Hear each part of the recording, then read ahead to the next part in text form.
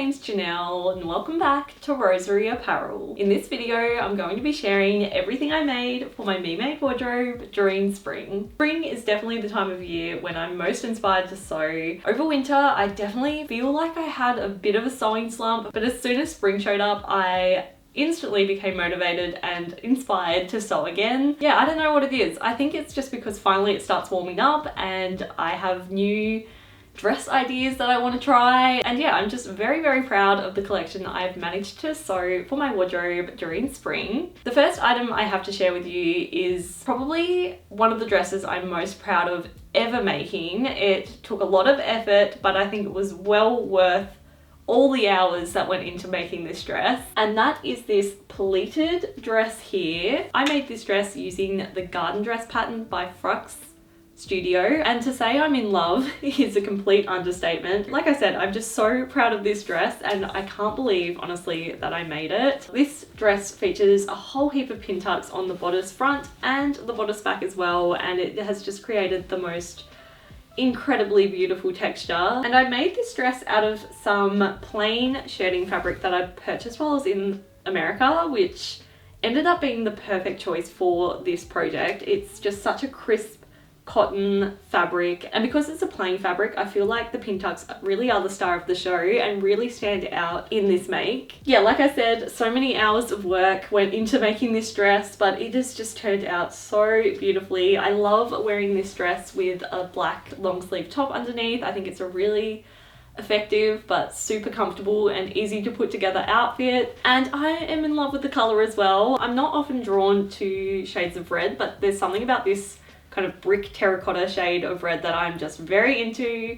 I also love that it matches my favorite shade of lipstick. I just think, yeah, this is definitely my color. I really love it and I'm so happy with how this dress turned out. The garden dress pattern was incredible. I definitely recommend it, and it also comes with a blouse version as well with some pin tuck sleeves, which I'm very excited to have a go at. Yeah, I really want to make either a sleeved version of this dress or a sleeved blouse, because yeah, it just looks incredible and I think would be such a beautiful project to work on. Next, I have what is quite possibly my favorite dress I have ever made, and that is this ruffled version of my pansy pattern. I cannot get over how well this turned out. I am completely in love with it.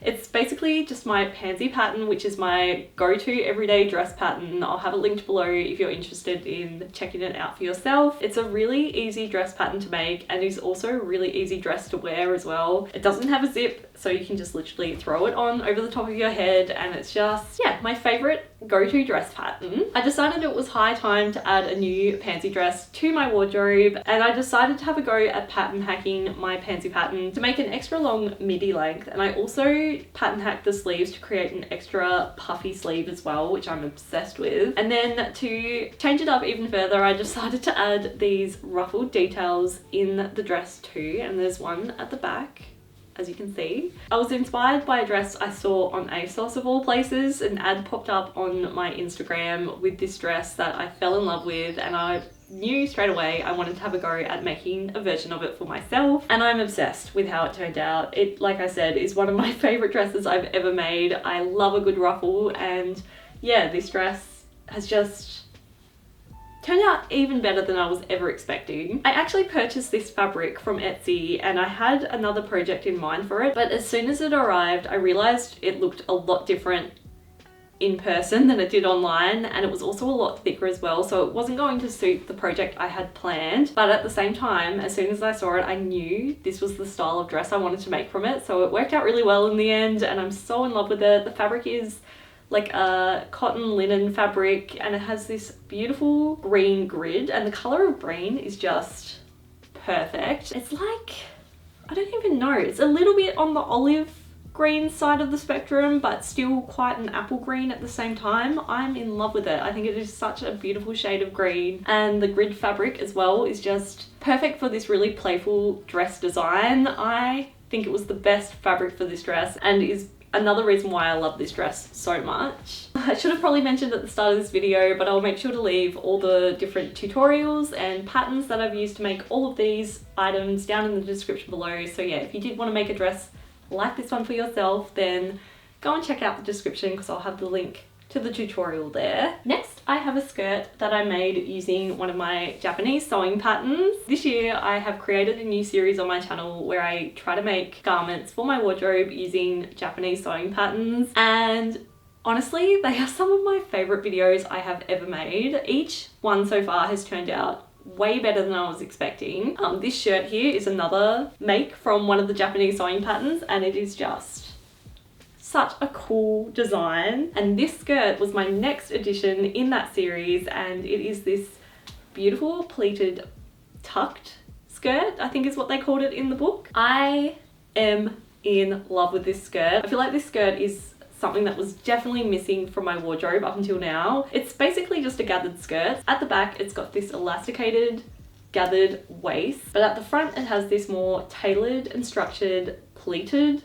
design, which is kind of like the best of both worlds with this skirt. It's super comfortable with the elasticated waist at the back, but looks very sophisticated and put together at the front. I don't know, I just think it is such a fun skirt. And yeah, I still just can't get over how each item I've made with these Japanese sewing pattern books has turned out into some of my favorite pieces I've made for my wardrobe, because obviously all the instructions are written in Japanese, so you never know how these things are going to go, if it's going to work out. But yeah, they luckily have lots of pictures in the instructions as well, so you can just kind of go off what the pictures are saying. Well, that's what I try to do anyway. And this skirt just turned out so lovely. I made it out of some beautiful premium linen that I picked up from Spotlight, and it's in the most gorgeous eucalyptus shade of green. It is, yeah, a very neutral green that goes with everything. It actually would go very nicely with this shirt actually. And it also is, again, a very maxi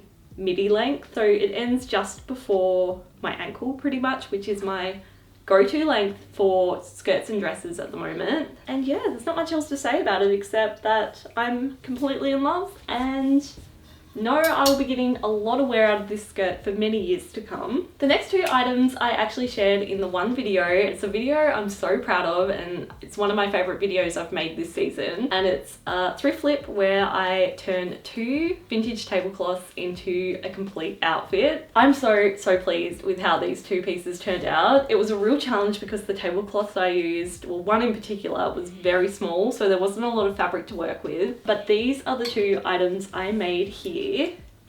There is just something so gorgeous about a vintage tablecloth, the details of them. It's wasted as a tablecloth if you ask me. And as soon as I see tablecloths with a beautiful little embroidered detail or a lacy decorative border, I just can't help but imagine them as clothing. So first up, I made this blouse here. This is the one that I made with the really small tablecloth, and it had the most beautiful lacy details on this tablecloth. It was just so terrifying to cut into because there wasn't much fabric to work with, so if I made a mistake, there wasn't much I could really do about it. At first I was hoping to use the beautiful lacy decorative details as a statement collar for a blouse, but I quickly realised I did not have enough fabric for that. So instead I decided to make this very simple tie-up vest style top, and I definitely think it was the right choice for this particular tablecloth because it really does allow the details of the tablecloth to be the star of the show. I think if it was to have a collar as well, it would just be way too busy and it would therefore just be too much, I think. So I'm glad I decided to pivot and go with a more simple design in the end. And the next item I made in that video are these really cute boxer shorts. I'm in love with these. These turned out so cute. Basically, I wanted to make a pair of boxer shorts that I would potentially like to wear out instead of just wearing to bed, because normally I don't wear shorts. Like, I'm much more a dress person, but I'm so glad I had to go at making these shorts because I think these are going to be so fun to wear over summer. I made sure to include these embroidered details in the shorts as much as possible, and I think it looks so cute. And the white details of this just work so nicely with this top as well. That's why I think they are the like perfect combo. And I actually used my free PJ shorts pattern to make these shorts as well, but instead of just doing a normal waistband, I did a faux shirred waistband using just a few channels of elastic instead, which turned out really well. I think it was super effective and is a very comfortable type of waistband as well. Again, I feel like the shirt I'm wearing today would work really well with these shorts, and yeah, I just think they're going to be worn to death over the summertime. And the last item I have to share is this adorable elasticated crop top. I've been wanting to make a tutorial for this top for the longest time. Basically, I have a pair of bathers or swimmers, and the top is exactly this style. And every time I wear those bathers, I get questions asking if I've got a tutorial for that bather top. And yeah, I've just been meaning to make one for literally years, ever since I've owned those bathers, and I finally got around to it, and it was actually so easy and quick to make. I still can't believe how quickly I made this top. I made it in literally a morning. What I love about this top as well is that it's super beginner friendly. It's only made from 4 rectangles of fabric, which makes it super easy, and the measurements for the rectangles are based off your own measurements, so you can make any size you like. And what I also love is that it's super customizable as well, so you can change the length of the top as much as you like. I've made a cropped version, which I think is so cute and is exactly like my bathers top, which I love as well. And I've also made a short little puffy sleeve, but you could make the top a lot longer. You could even leave it unelasticated at the bottom, or make a long dress version as well, I think could be really cute. And you can also customize the length of the sleeves however long you'd like them to be as well. Yeah, it's just a super versatile, super easy project, and I'm so glad to finally have that tutorial up on my channel after so many years and so many people asking me to make it. So yeah, that is my small but sweet collection of everything I made during spring. As I hope you can tell in this video, I am so in love with everything I made. It feels really good to have my sewing mojo back. Hopefully it will continue into the summer months as well, because yeah, there is nothing more exciting than making items for your wardrobe yourself that you genuinely love so much, and I love every single piece I made for my wardrobe this season. And yeah, I'm really excited to potentially take a few of these items away with me as I go to Europe. When you're watching this video, I'll be in Europe, which is crazy, and yeah, I'm so excited to wear all of my handmade clothing over in Europe. It's just gonna be